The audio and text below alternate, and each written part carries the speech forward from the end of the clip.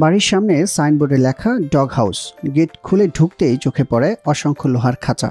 এক একটি খাঁচায় রয়েছে নানা প্রজাতির বিদেশি কুকুর, যেগুলোর মধ্যে অন্যতম আমেরিকান লাসা, জাপানি লাসা, China Lhasa, German shepherd, black shepherd, wolf Alsatian এবং গোল্ডেন রিট্রাইভার। দিনাজপুরের জাহিদুল ইসলাম সোহাগের এই খামার একদিনে গড়ে ওঠেনি। এই খামার গড়েছেন প্রায় 1 দশক ধরে। শখের বসে প্রথমে একটি ও পরে 2টি বিদেশি কুকুর নিয়ে শুরু করেন এই খামারের যাত্রা। আমার প্রায় 110-12 জোড়া কবুতর ছিল। পরে আস্তে আস্তে করে কবুতরটাকে আমি কমিয়ে দিয়ে আমি তখন বিদেশি কুকুর, বিড়াল এগুলো পালন মানে আস্তে আস্তে করে ব্রিড বাড়াই। আরেকটা ডগ আমি নিয়ে আসি পরে দ্বিতীয়তে, সেটা দেখি যে সেই ডগটা একটা জার্মান শেফার্ড, আসার পরে সেটার বাচ্চা হয়। হ্যাঁ, এইভাবে করে আমার যখন বাচ্চাগুলো হয় আমি বাচ্চাগুলোরও ভালো দামে সেল করি। যখন দেখি যে ভালো দামে সেল হচ্ছে তখন আমি আস্তে আস্তে এটাকে পরিধিটা বাড়াই। পরে আমি লাসা নিয়ে আসি, অন্যান্য ব্রিড নিয়ে আসি।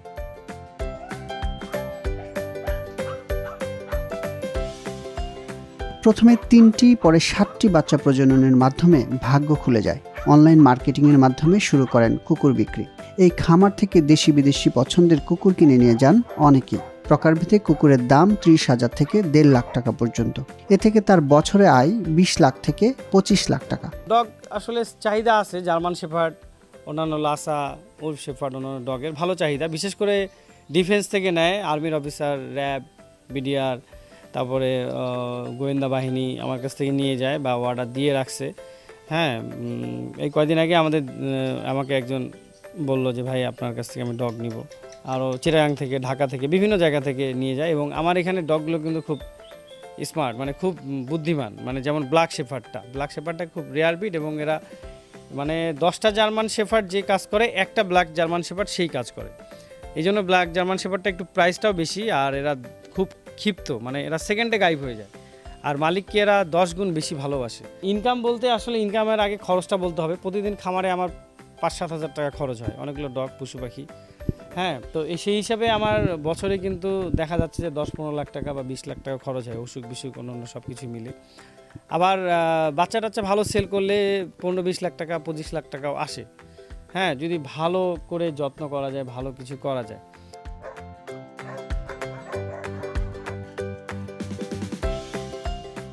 খামারের কুকুরগুলো খুবই বন্ধুসুলভ। এদের সঙ্গে দিনে 2 থেকে 3 বার খাঁচা থেকে বের করে খেলাধুলা করেন জাহিদ। প্রতিদিন কুকুরগুলোকে খাওয়ানো ও গোসল করানোর কাজ নিজেই করছেন তিনি। যারা পশু পাখি ভালোবাসে বা যারা এগুলোকে আদর যত্ন করে, তারা কিন্তু আমি কিন্তু দেখছি অনেক ছেলে পেলে আছে বর্তমানে নেশা অ্যাডিক্টেড, বিভিন্ন ধরনের খারাপ রাস্তায় যায়। পশু পাখি ভালোবাসলে কিন্তু তারা কখনো নেশাবানি করবে না, কোনো খারাপ রাস্তায় যাবে না। এই জন্য আমি সবাইকে আবেদন করব বা সবাইকে জানাই ভালোবাসার সহিত যে আপনারা আপনাদের ছেলে মেয়েকে, সন্তানদেরকে অবশ্যই পশু পাখি, কুকুর, বিড়াল, পাখি, যে কোনো প্রাণী, ভালো প্রাণী সেগুলো দিতে পারেন।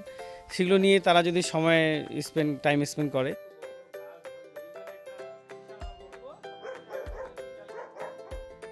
ডগ হাউস নামে এই খামারটিতে রয়েছে 13 প্রজাতির 65টি কুকুর। খামারটি নিয়মিত পরিদর্শন ছাড়াও কুকুর লালন পালনের, রোগ না ছড়ানোর পরামর্শ সহ সব ধরনের সহযোগিতা করে থাকেন প্রাণী সম্পদ কর্মকর্তারা।